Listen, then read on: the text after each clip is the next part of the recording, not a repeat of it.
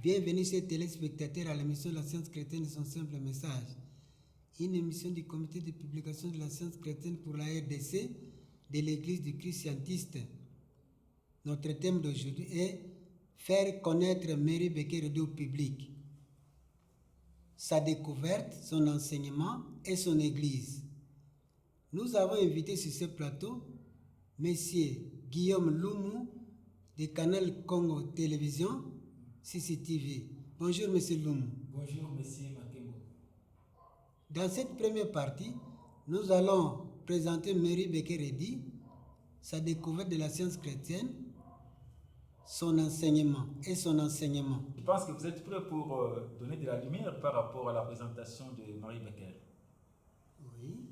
Merci beaucoup. Alors, parlez-nous un peu brièvement de Mary Beker, ses origines, la découverte de la science chrétienne et de l'église qu'elle a fondée. Mary Bekeredie est née à New Hampshire, aux États-Unis. Elle a vécu entre 1821 et 1910. Elle n'est pas très bien connue du grand public, même dans le domaine de la littérature. Mary Bekeredie n'est pas tellement mentionnée quand nous parlons des auteurs américains. Mais c'est une auteure américaine très influente. Elle fut professeure de sciences chrétiennes, conférencière et un leader religieux. C'est une réformatrice religieuse très connue à cause de sa découverte de la Christian Science en anglais, science chrétienne en français. Mary Bekeredie a étudié la Bible toute sa vie. Et ses idées, elle les a exprimées dans son œuvre majeure, Science et santé avec la clé des Écritures, qu'elle a écrit et publié pour la première fois en 1875. Et 4 ans plus tard, après la publication de Science et santé qui est aujourd'hui vendue à plus de 10 millions d'exemplaires. Donc 4 ans après la publication de Science et santé, Mary Bekeredie a fondé l'Église du Christ scientiste. Et donc comme je disais, Mary Bekeredie est connue suite à la fondation de ce mouvement religieux, la science chrétienne. Et aujourd'hui, l'Église du Christ scientiste a plusieurs filiales dans le monde entier, y compris la République démocratique du Congo. Donc nous avons plusieurs filiales de l'Église du Christ scientiste ici chez nous. Et en 1908, Mary Bekeredie a fondé le Christian Science Monitor, qui est un quotidien d'information de renommée internationale.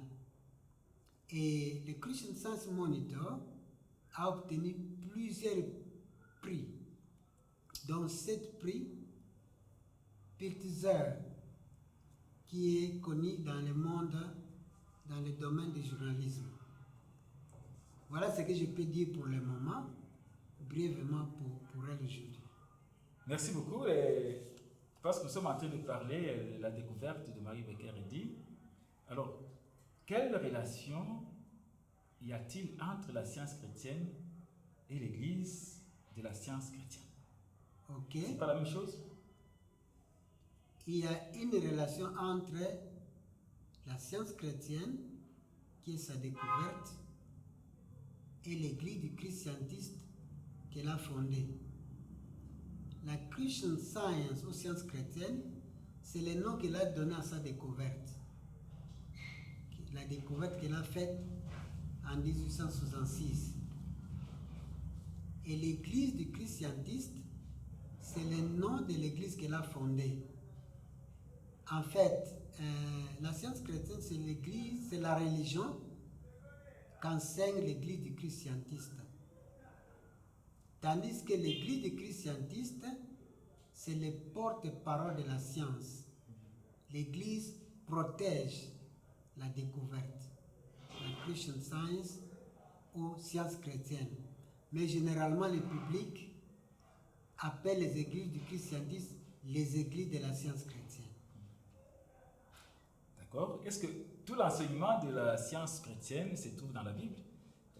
Si c'est ça, si c'est comme ça, pourquoi utiliser encore un deuxième livre, Sciences et Santé, avec la clé des Écritures? Y a-t-il une relation entre les deux livres? Avant de revenir à cette question-là, j'aimerais lire ce qu'elle-même dit au sujet de la découverte. Effectivement, toutes les idées que nous allons partager tout au long de l'émission sont tirées de la Bible. Ici, nous avons la version Louis II de 1910 et de Sciences et Santé avec la clé des Écritures.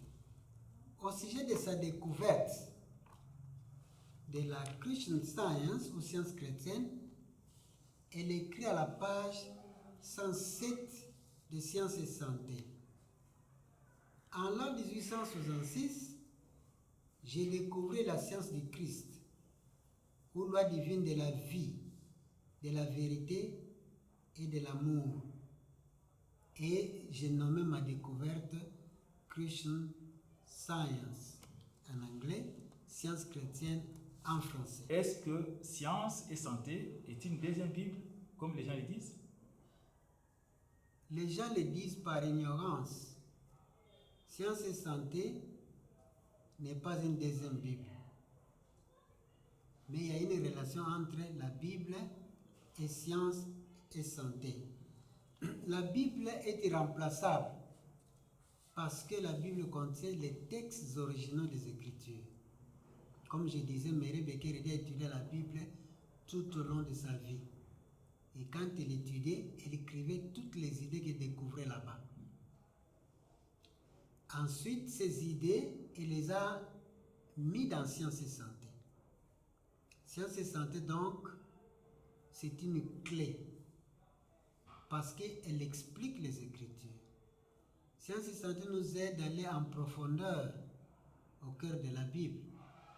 Et non seulement les livres expliquent les Écritures, mais aussi ils nous aident à faire revivre le christianisme primitif et son élément perdu de guérison. En d'autres termes, Sciences et Santé nous montre comment aujourd'hui nous pouvons pratiquer la guérison chrétienne que Jésus-Christ pratiquait avec ses disciples dans le Nouveau Testament. La guérison chrétienne que les anciens ont pratiquée dans l'Ancien Testament. Sciences et Santé rend cela possible aujourd'hui. Parce que Mary Becker dit a mis les idées qu'elle a trouvées dans les Écritures. En étudiant la Bible, elle prenait note. Et quand il priait pour les gens qui venaient pour de l'aide spirituelle, les gens étaient guéris. Elle écrivait comment elle a prié avec la Bible et comment les gens étaient guéris. Et ensuite, ces règles-là, elle les a mises dans Sciences et Santé pour que ce soit une connaissance que tout le monde peut apprendre, au même titre que les mathématiques. Une science qui peut être apprise et mise en pratique selon des règles bien établies. Donc celui qui suit ces règles, il va guérir comme Jésus le faisait. Donc les deux livres sont inséparables.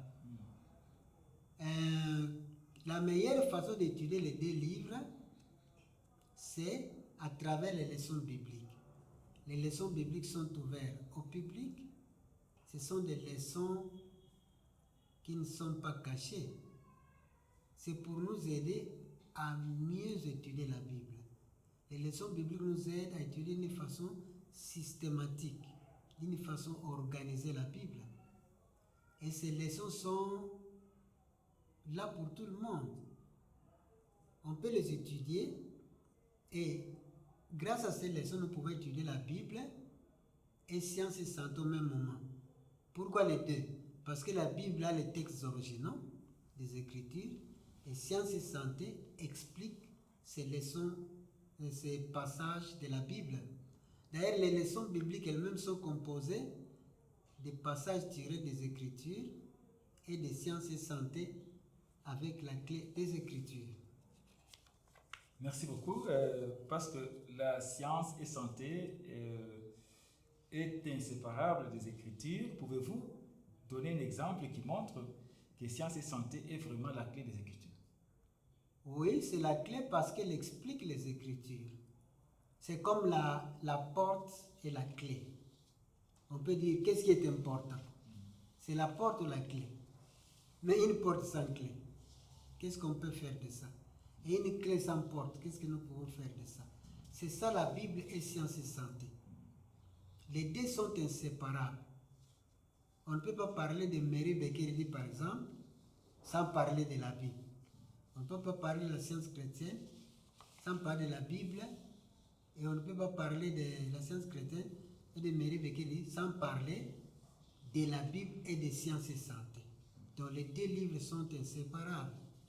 Donc vous avez dit une illustration qui montre que science et santé est la clé. Je disais qu'il est la clé parce qu'il explique les textes originaux de la Bible. Même dans science et santé, il y a deux parties. La première partie, c'est science et santé. Et la deuxième partie, la clé des Écritures. Quand vous prenez la deuxième partie de science et santé, la clé des Écritures, Mary Becker fait l'exégèse de deux livres extrêmes de la Bible. Le premier livre qui est la Genèse et le dernier livre de la Bible qui est l'Apocalypse de Jean. L'exégèse d'un livre biblique, c'est l'étude de ce livre verset par verset. Vous trouverez ça dans Science et Santé, dans la deuxième partie, la clé des Écritures. Ces livres-ci. Oui, Science et Santé avec la clé des Écritures. Donc la première partie va jusqu'à la page 500. Et à partir de la page 501, nous avons la clé des Écritures qui commence par la Genèse, le chapitre 15, et ensuite vient le chapitre de l'Apocalypse qui est expliqué là-bas. Alors en fait, c'est comme l'histoire de l'eunuque, comme nous avons dit. L'eunuque éthiopien. L'eunuque éthiopien qui cherchait à comprendre les Écritures. Philippe a intervenu pour expliquer. Et quand il a compris, il a été baptisé. Comment comprendre? Mais s'il n'y a pas quelqu'un qui... Aujourd'hui, comme Philippe n'est pas là avec nous, c'est le rôle que joue Science et Santé avec la clé des Écritures. Merci. Alors, si quelqu'un veut étudier l'enseignement de la science chrétienne, où va-t-il commencer? Doit-il aller assister au service religieux à l'église d'abord? Et que peut-il gagner de cette étude? Si quelqu'un veut étudier les enseignements de la science chrétienne, doit-il aller à l'église? Ceux qui choisissent d'aller à l'église trouvent un soutien quand ils prient avec les autres. Ils trouvent un soutien pour son progrès spirituel individuel.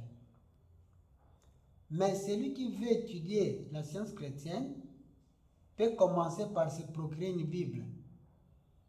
Et ensuite, s'acheter Science et Santé. Et ensuite, avoir les leçons bibliques. Et commencer à étudier là où il se trouve. Dans la science chrétienne, vous rencontrez là où vous vous trouvez. Que vous soyez seul, que vous soyez à l'église. Commencez à étudier les leçons bibliques. Ça nous permet de nous familiariser avec les textes bibliques. Ça nous permet à comprendre la Bible d'une façon organisée.